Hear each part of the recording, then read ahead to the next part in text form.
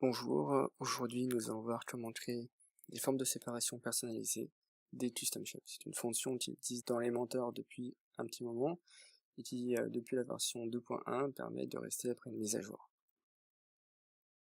Donc vous voyez à quoi ça ressemble en live. Donc on a une forme de baleine qui est rajoutée par-dessus donc une section et un background vidéo. Ça permet de personnaliser le site au souhait du client et de se démarquer un petit peu. Donc au niveau du changelog d'Elementor, on va aller chercher la version 2.1 pour voir qu'est-ce qu'ils ont rajouté. Voilà, on y est. Il y a un tweak qui a été ajouté, donc c'est un filter hook. On va travailler depuis le fichier functions.php pour ajouter nos custom shape.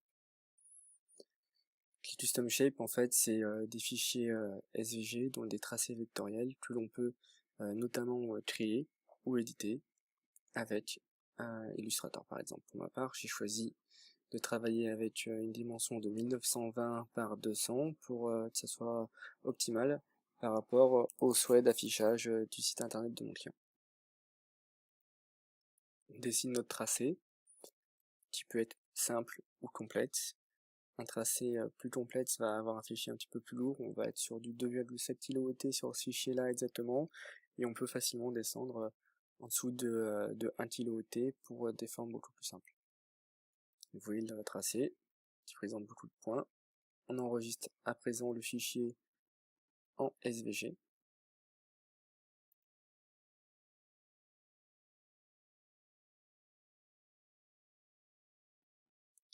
On choisit également un profil qui rajoute pas trop de code inutile donc au fichier SVG. Il faut savoir que c'est du XML, donc on va regarder à présent à quoi ça ressemble. Voilà, vous avez votre code avec toutes les balises et les coordonnées du tracé vectoriel.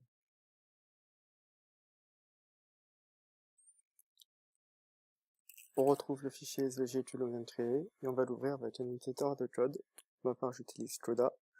On voit donc justement qu'on a pas mal de code inutile, donc des tabulations, des balises G qui viennent grouper les tracés vectoriels alors qu'on n'en a qu'un seul, une en-tête également qui sert à rien, quelques bouts de code qui servent à rien. On va donc venir alléger ce code et gagner quelques octets.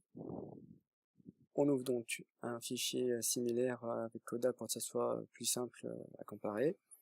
Vous voyez donc le fichier d'origine et le fichier modifié. Au niveau donc de l'entête, on va virer et on a rajouté une classe Elementor Shapefill qui va nous permettre de contrôler la couleur de la forme depuis le menu Elementor. Au niveau donc de la balise SVG, on a également fait un peu de ménage. On garde le viewbox, on a rajouté Preserve Aspect Ratio None pour pouvoir modifier la hauteur et la largeur de la forme. Et vous voyez votre code dans sa globalité. Donc on peut faire autant de formes de séparation qu'on souhaite. Vous voyez donc le Preserve Aspect Ratio qui permet de modifier donc la hauteur. On va maintenant aller ajouter ces formes de séparation dans notre fonction PHP.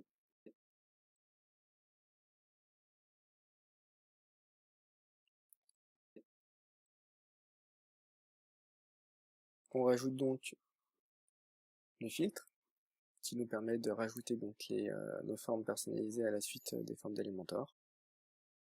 Et vous voyez donc le texte en gris qui est un modèle pour ajouter une forme de séparation personnalisée. Vous avez le nom du fichier, donc moi c'était baleine.svg, je mets juste baleine. Vous avez ensuite le nom qui s'affiche dans le menu d'Elementor, c'est baleine, j'ai juste mis une majuscule. Vous avez des fonctions pour le retournement, modification de la taille que vous pouvez rajouter, et bien entendu le chemin complet du fichier SVG. Donc vous avez l'exemple sur un ancien hébergement mutualisé d'OVH, vous avez donc Home, votre nom d'utilisateur, le dossier dans lequel est installé WordPress, ensuite les différents donc, chemins de WordPress, le child theme, après moi j'ai fait un choix arbitraire de remettre des sous-dossiers, et le fichier baleine.svg pour terminer. On peut rajouter autant de formes de séparation que l'on souhaite.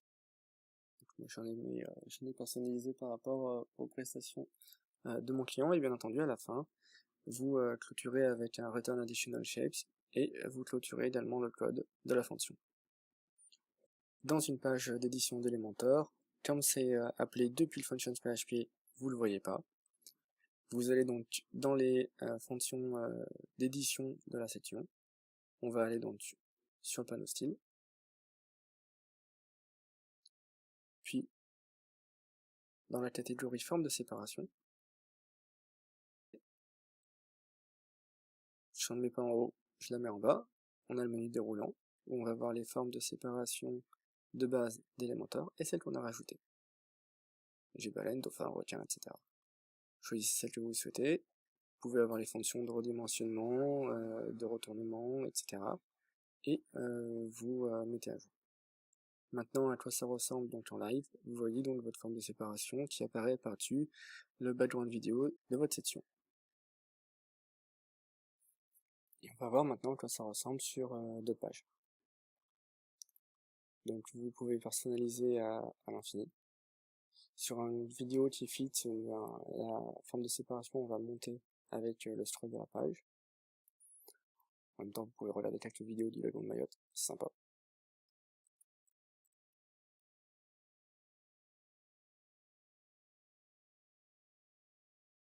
Et sur des photos, on voit qu'avec le scroll, on peut ajouter donc la fonction pour que ça scrolle partout. N'oubliez pas que plus vous avez de détails, plus le fichier sera lourd. Mais on parle quand même de kilooctets, c'est pas énorme. Voilà, ce tutoriel sur cette fonctionnalité d'Elementor est terminé. J'espère que ça vous aura aidé, sans trop de difficultés, à rajouter des formes de séparation personnalisées sur le site internet.